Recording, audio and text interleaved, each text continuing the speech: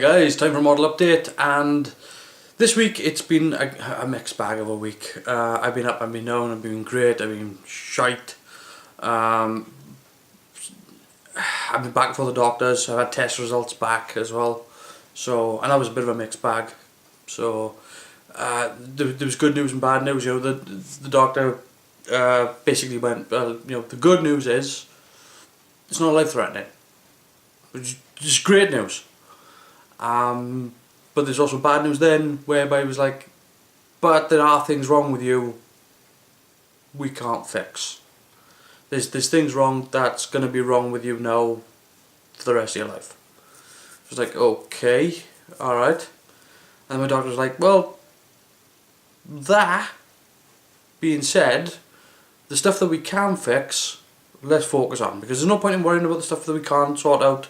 Let's worry about the stuff that we can, and then once we've got that fixed, you should be feeling better anyway with coping with the stuff that we can't sort out. So it's like, okay, fine, great. So yeah, so it's sort of new courses of medication now, new sort of diet restrictions and things like that. So that's gonna be interesting. So yeah, I've been sort of ups and downs this week, but I've still been getting stuff done. So let's quit my rambling and show you what I've been doing with Red Dwarf. Moving on. So before I go any further, I need to start thinking about the lighting and putting the wiring in. So what I've got here is obviously the first strip of 9, and this strip is actually going to be feed into the front end of Red Dwarf. So I'm going to have this strip on one side, that strip on the other side. So the power supply is going to come in, go from here, through here, and solder this onto there. That's going to go through to the front end, and that'll illuminate that. Also, I've got to go from there then to the rear end as well. Now I'm going to just show you something that I like to do when I'm soldering these. You don't have to do it, it's not like, you know, this is the best way to do it, but it is something that I generally do when soldering onto these sorts of this tape LED. And basically I've just cleaned off the carbon there off the copper, and then what I do is I take my pin vise with a small drill in it and drill through the pad like so, and just leaves a small hole in it, and basically it just makes it, I find it makes it easier for me to put the wire in. And where's the hole? Let's have a look here. There you go. So I can put the wire in like so, let it go, and I just find it easier then to solder on. I can just take the solder, try not to melt the camera as I do this.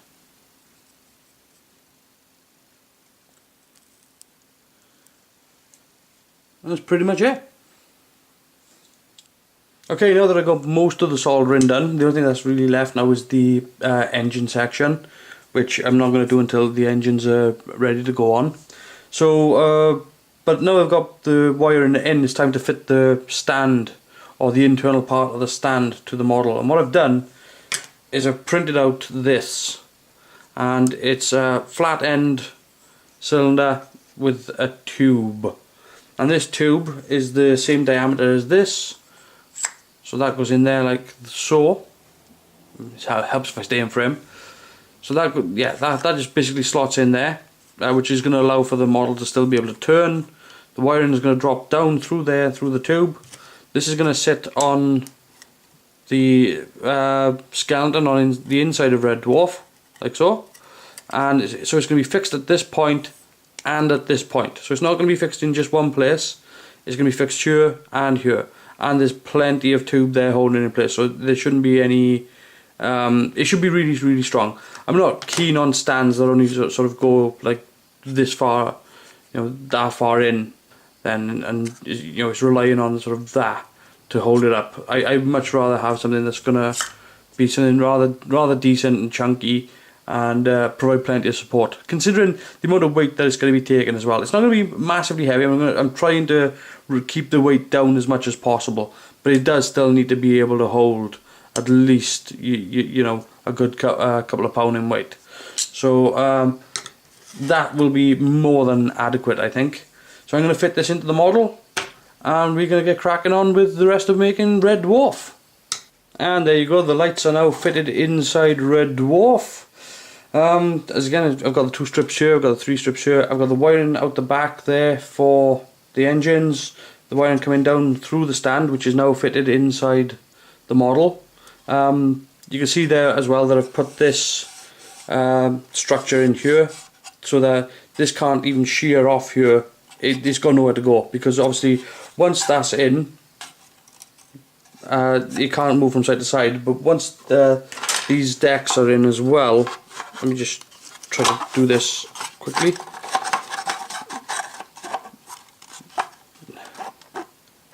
There you go. Now that they're in there, you can see it'll literally have nowhere to go. So it'll be very, very strong. So yeah, but now that that's all done, and obviously I've started putting the sides on as well. But now that that's all done, it's time to do the most important thing when building Red Dwarf, and that is tidy my damn bench. I'll be right back. So this is how the underside of Red Dwarf is looking right now. I've got all the wiring in now for the lighting, and the rec decks are now glued in, and so is the offside detail. That's all done and in. I've glued it into place, and I've also gone round it with epoxy as well on the inside and the outside. So there's a really strong bond holding these things in place. Now what I'm doing is I'm doing the top outer skin, or rather the bottom side outer skin I should say. And this is going to go on like this. And I've got to cut this piece out. I've got to cut this piece out so that it exposes this detail. And there's going to be detail placed in here. This section is going to be boxed off, and obviously then there's going to be detail placed all over the outside. I've got to drill a hole in there as well to allow the stand to come through.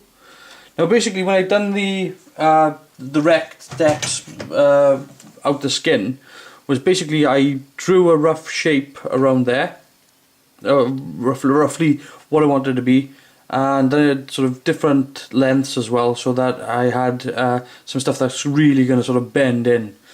Then what I done was, after I cut that piece out, I chunked pieces out then with my little saw blade here. Just went around and just give it a tap here and there.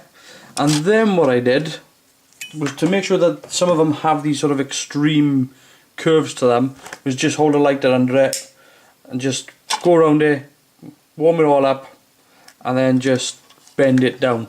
And once it cooled, then it held its shape. So the next step now is to do the sides, and once they are done I can start detailing the trench here, and this part here and that part there. Obviously I've got to put that side on first. But it's coming along. Now the reason why I'm using the white styrene for the bottom is because where the asteroid is smashed into the hull, there's no windows lit on the underside. So where it's smashed in, none of these windows are lit. So it's okay to use opaque plastic for that. So I'm keeping it light, keeping it simple, and just using styrene. It's going to come up really nice. But yeah, I'm going to get all these other sides on now, and then I can look at detailing it up. Okay, so while I'm working on the cladding for the outside of the ship, this piece here is going to be for the bottom side, and it's obviously going to be for where the decks are all smashed in. Now it's a pretty good copy to what's on the model, on the studio miniature. It does have this weird straight sort of edge for some reason, I don't know why, but the decks are smashed behind it, so it's kind of odd, but don't know what went on there.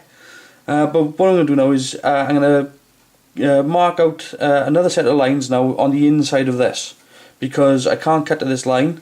I have to cut just inside here, otherwise I'm not going to be able to bend the plastic in.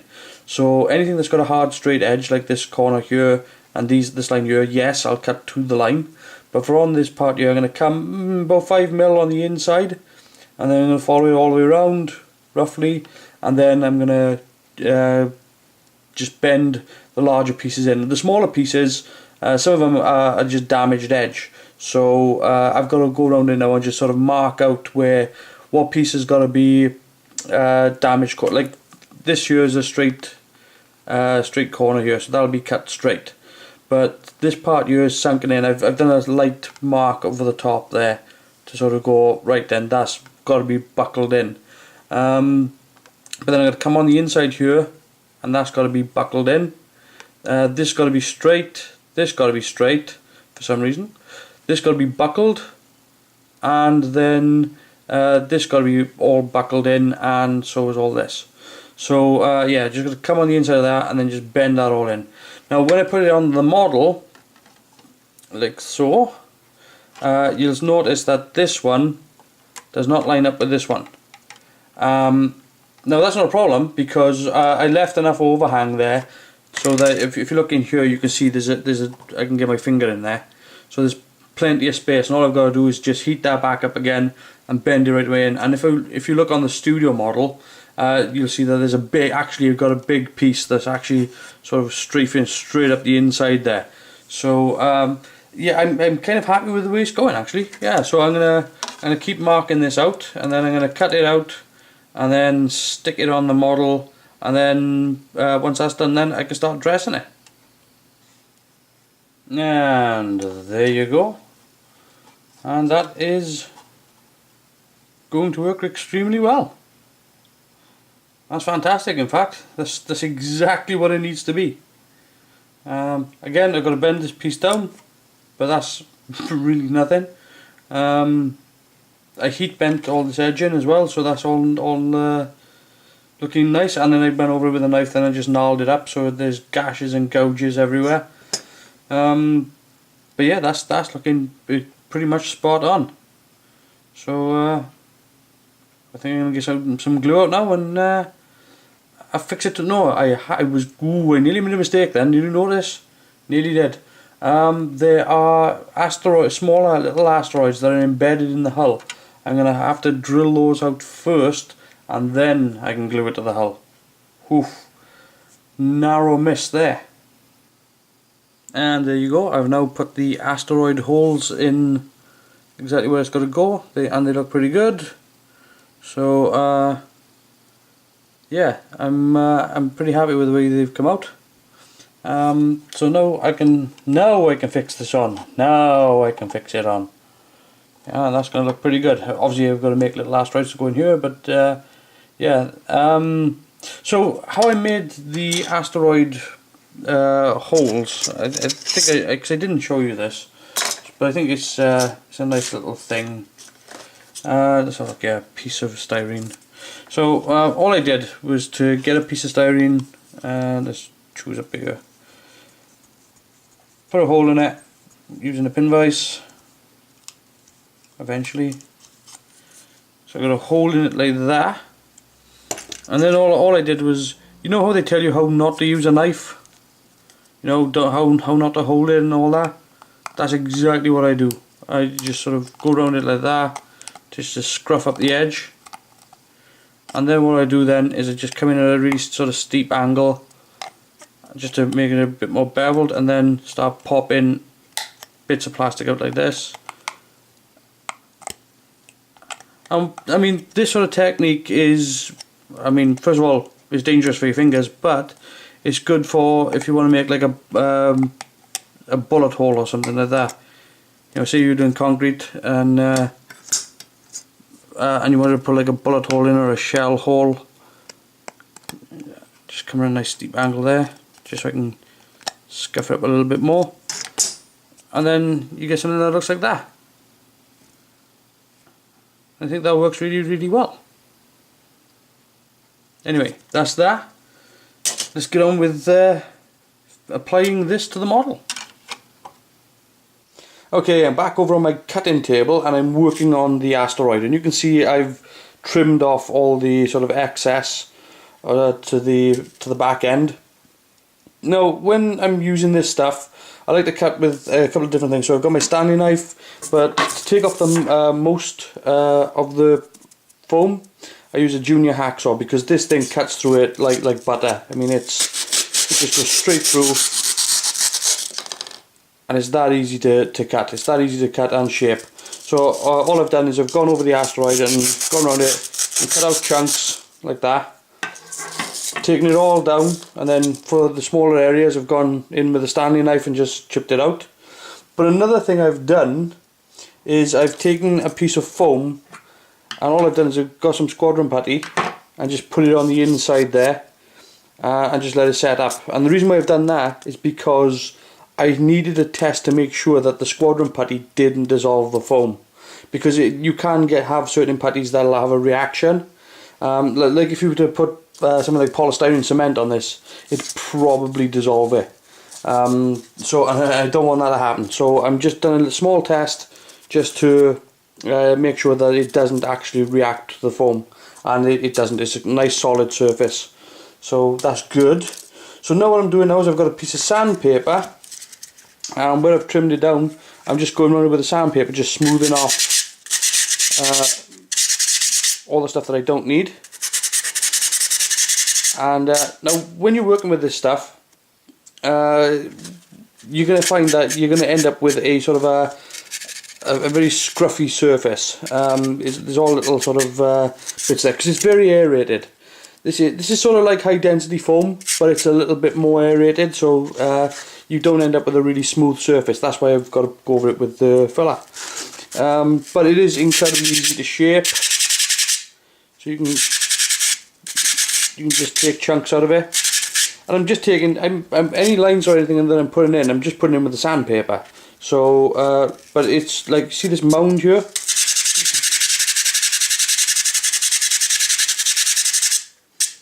and the mound's gone. So it's really easy stuff to work with. But yeah, you just need to, all you need to do is make sure that the filler that you've got doesn't react with the foam, and then you're all good to go. So I'm going to get cracking on reshaping this back piece, and then checking it and making sure that it fits inside the model, and then we go from there. Okay, so I've now got the asteroid pretty much the way I like it. I've given it a coat of black just so that it's all sealed up. There's a little bit of work still left to do to it. I'm not too worried about the back end of it because literally it's just working as filler. It's just literally there to sort of block it out, I suppose. But now I've got the red dwarf here, and I'm just checking the fit on it. This is the way it has to go in, and it actually just pops straight into place. It actually sits there rather nicely, and I'm quite pleasantly surprised because you can still see in there to see, you know, the decks and so on. So I'm happy with that, and down there as well. So you can see enough of the broken deck so that all the detail that I put in wasn't really a waste. But yeah, so I'm happy with the way that goes, and it really does start to look like, you know, how it did in the show. There's a little bit of sanding I've got to do left to the outside of this, just to, you know, because I've gone over it a couple of times now, whereby I've literally removed fingerprints, but as I'm going around it again, I'm still seeing little blemishes here or there that I need to take out. So but aside from that, it fits well, it looks good, so I'm happy with how it's going. So once I've sanded out all the blemishes off there, then the next thing to do then is to get out the airbrush and give it a coat of paint. But that's for the asteroid. So, but the next thing I need to do now is finish off boxing up the midsection of Red Dwarf. So while working on the top side of Red Dwarf, I fitted the roof and I've got this part cut. However, this is where my experience on building the previous one and this one differs, and this is my brain overthinking stuff. So what we've got here is I've cut out this little hole here in the panel because behind there is supposed to be this little sort of recess with a few windows in it and so on. And of course I wanted this piece here, this part of the inner skeleton, to to be strong enough so that it's going to support the outer skin and everything like that. the thing is, I am not making this the same way I made mine, and the materials that I'm using are much stronger. So I've really sort of overthought it and over-engineered it, and I was thinking, right, I could have a support beam here, a support beam here, and one on the back end there, and then that'll be enough to hold the outer skin on. Now the thing is, I'm using the same material for the outer skin as I am for the inner. So why the hell do I need the inner when the outside skin will be just as strong? So what I need to do now is work out exactly where the supports need to go and get rid of all the rest. And what I really need here is a piece of support that goes there, a piece of support there, and everything else is just excess weight, and that's going to be cut away and gotten rid of. It took me a long time working all these details out, and then all of a sudden it's like you just don't need any of them. You don't need them. So support there, all the rest in the bin. Okay, I'm working on the rear engine bell area and just done to detail it up. Now the detail that's on here is a little bit different to how it is on the studio miniature, but that's for a very good reason. When they did the studio miniature for Red Dwarf 10, 11 and 12, it was a revamp of a pre-existing Red Dwarf model, and they basically hacked it to bits and then rebuilt a Red Dwarf out of it. So what you end up with is a lot of the detail that's facing camera is the same, but once you go past what the camera's going to see, it's different. It's inconsistent. And that's mainly because, like Bill Pearson, when he was working on the model, he prettied up the model in general, but he focused on what you were really going to see on camera. So what I've done is I've taken that area of what you can see on camera and I've replicated it around just to make it a bit more consistent. And that's what I'm working on now. I'm actually just detailing up this area now. I'm adding strips and whatnot just to go along with what you can see. There's bits that I've got to add in here. Now some of them, this is the thing, you'll have a bit of detail that's going to be in here, but it won't be in this one and this one, but it will be in this one. So it's just all over the place. It's like they were just making it up as they went along. So but what I'm doing now is I'm trying to clone an area all the way around, and I've got a pretty good result. I think it looks pretty snazzy. Now for these U-shaped parts here, I ended up 3D printing them because I did try doing it by hand first, second, third. So that was really, I done it, a couple of times and then went, do you know what, this just isn't working. It's really difficult to hold, it's difficult to mill out, it's difficult to clamp, because what I was doing was I thought that the best way to do it was to sandwich a load of these pieces together, clamp them, mill it out, and then cut them to the right size so they was all in one sort of block so that they were all exactly the same. It just didn't work out that way.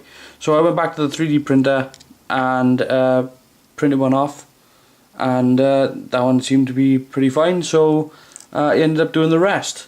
It's much more consistent, it's much more uniform, and looks really good. Now what I'm doing right now is there are lots and lots of little strips all over this thing, and that's what I'm doing now. I don't have any strip plastic, so I'm cutting my own. So I'm cutting some styrene strips, and what I'm going to do, let me just put this down here so I can get it to roughly where I want it to be. That's pretty good. So normally when you got a thin piece of styrene and you cut strips, normally what will happen is you cut it like this, and this thing will all twist and bend and it'll be curled, and it'll be all over the place, and it just won't be straight. It's quite nasty. So what I'm going to do is I'm going to show you how I get around, not necessarily stopping the curl, but definitely reducing the curl. And there's not really a trick to this. You just literally put the knife, put the ruler exactly where you want it. Yeah, that's about right. And all I'm going to do is, instead of putting the knife in at the angle that I would normally put it in, I'm going to drop it down so that the actual blade itself is doing all the work. So it's more of a slashing motion as opposed to a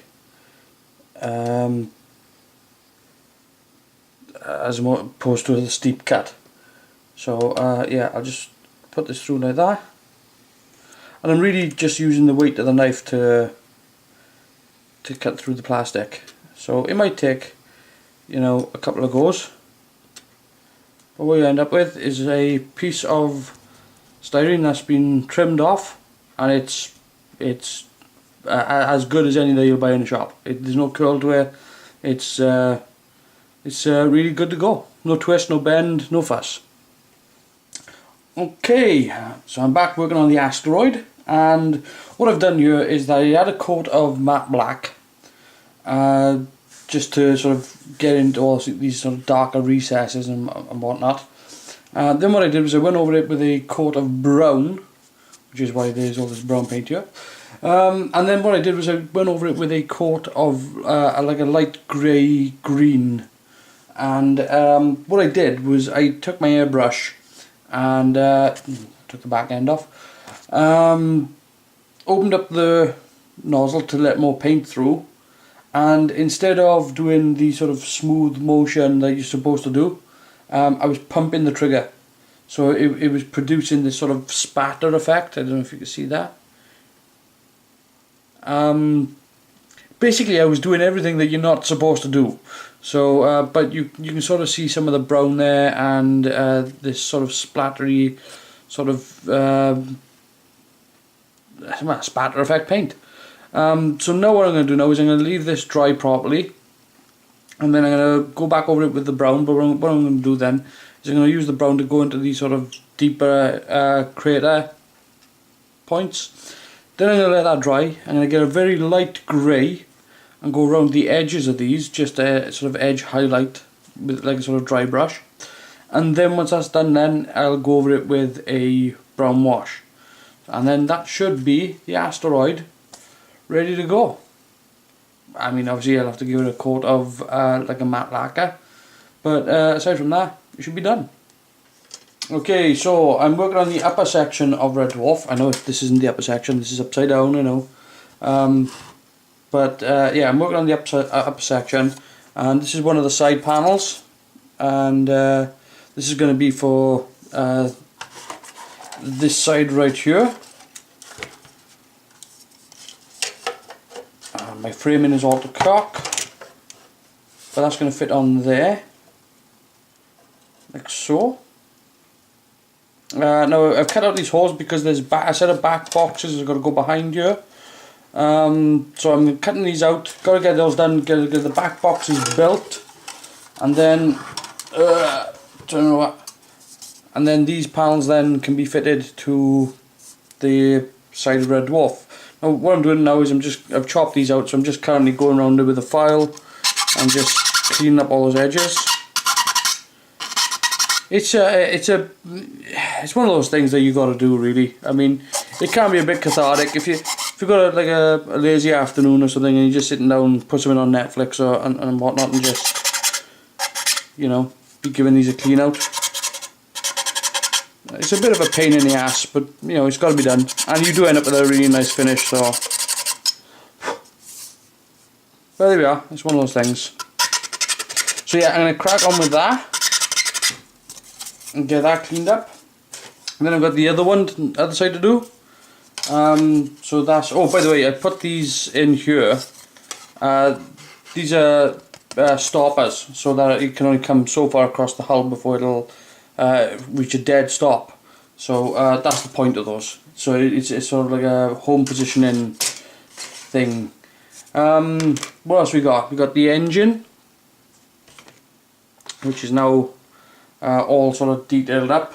I haven't glued the top on yet because obviously I've still got to put the lights and everything in there, and before I can do that, I can't do that until this part has been applied to the hull, and I can't do that until I get the brass rod so I can actually put the stands in for the rings.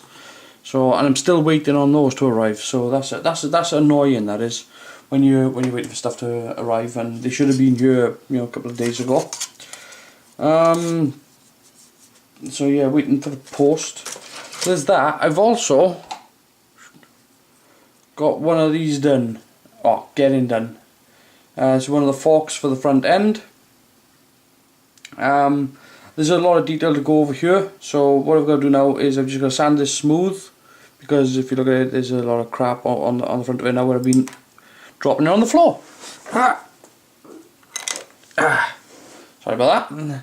Yeah, there's a lot of crap over this where I've been putting filler over it. So, but what I'm going to do is I'll get that all filled and detailed up, and then that'll drop into a mould, and I can mould all the pieces I need to get this ready. I want to get the upside done as soon as possible, because I really do need to focus on building the front end, getting the nose. I got to sort of pretty up this edge, get all that done, put the nose on, get that on, get the forks on, now what I'm thinking of doing with the forks is where I've got this piece here, what I thought I would do to keep it safe for transportation is I'm thinking of putting a couple of holes in this, just sort of one there, one there, one there, and then what I'm thinking of doing is on the other piece then is I have a set of rods, and the rods will just slot straight into the holes. So what will happen is that the nose cone itself will be removable, and it'll just slot straight in. And that's I think that'll be the best thing, because I don't want to have these sort of things jutting out from the ship and then trying to post that. So what I'll probably do is I'll put that over some sort of cone, and I'll just hold it like that. So I'll just be able to take it out of the packaging, pull that out, pop it on the front end, and and I'll probably do that for the front forks and for the rear rings as well, because I don't want them getting damaged either. So, but that's yet to come.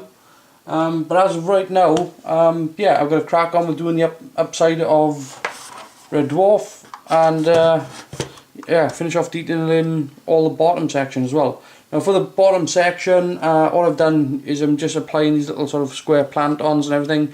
I'm copying the detail that's on the studio miniature, so there's a lot of little squares to go in here, there's another square to go there, there's this whole array of detail that's got to go over here. But I'm going to try to sort of paint this up first, this little recessed piece, because there's an odd shape. It's like a I don't know what to describe it. It's like a sort of Tetris piece cut out that sits over the top of this. So I've got all that detailing to do, plus all the detail on this side here as well. But it's getting there. I mean, it's moving along. It is moving along. Okay, I'm gonna leave that there. It's not bad. It's made some good progress. It's starting to take some sort of shape now. I really do want to get the upper half done as quickly as possible, so I can start building the front nose of the ship. Because I know the front nose is going to be a little bit awkward and it's going to be a little bit tricky. But I want to get that done. I know it's probably going to take a couple of passes. I'll make templates out of cardboard first and just try it and test it as a maquette, because I don't want to have to repeat cut stuff. But yeah, I mean, there's things that I want to get done on it as quickly as possible. Like, there's a lot of detail that's going to be going on the outside skin of Red Dwarf, and that really does take the longest amount of time, because you're literally looking at pictures of Red Dwarf, and you're looking at a picture of the size of the ship there, and it's just covered in detail. And of course you reduce that down onto the model, and it might be an area like this big, but it'll take you a good hour to just detail that up. But it's going to look fantastic. When it's finished, it's going to look fantastic. That's what I'm looking forward to doing now, is getting that all together. So yeah, I want to get the front nose built, just so I can really have a good look at how I'm going to fit the front forks. And of course I've got to get them moulded as well, so there's plenty left to do, but it's well underway and it's starting to look good. Anyway, I'm going to leave that there and say, guys, if you've enjoyed this model update, feel free to like this video, comment on this video, or subscribe to the channel if you haven't done already, and I really would appreciate that. But until next time, I'll see you later, guys.